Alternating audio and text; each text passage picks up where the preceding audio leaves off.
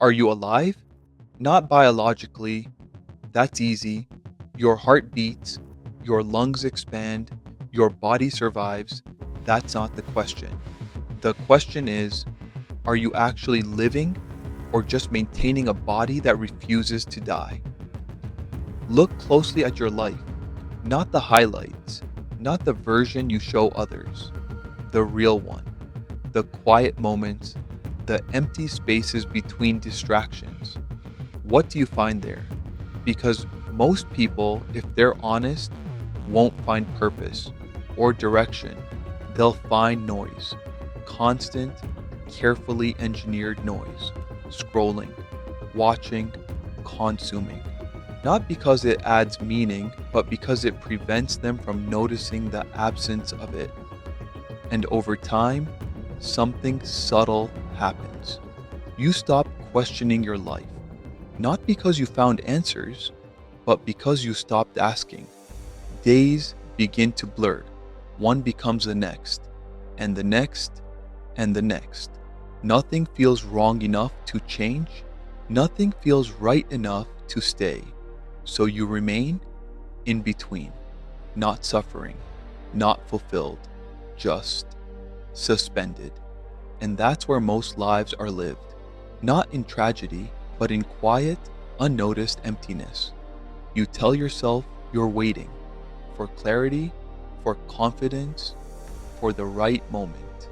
But what you're really waiting for is a discomfort to disappear. And it never does. Because the discomfort isn't the problem. It's the signal. A signal that something in your life is being ignored. A decision delayed, a truth avoided, a version of yourself you've been unwilling to become. So you adapt. You lower the standard, you shrink the vision, you make peace with less, not because you chose to, but because it became easier than confronting the alternative. And slowly, you become efficient at existing. You learn how to pass time, how to stay occupied, how to look functional. But efficiency is not aliveness. Routine is not purpose. And comfort is not fulfillment. Being alive is unpredictable. It disrupts you. It demands something from you. It asks you to step into uncertainty without guarantees, to act before you feel ready, to move without complete clarity. And most people avoid that, not because they can't, but because they won't tolerate what it requires.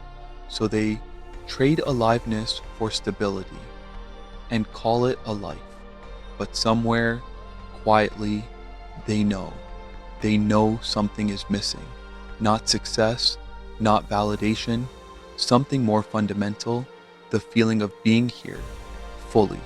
Not distracted, not divided, present. So now, remove everything.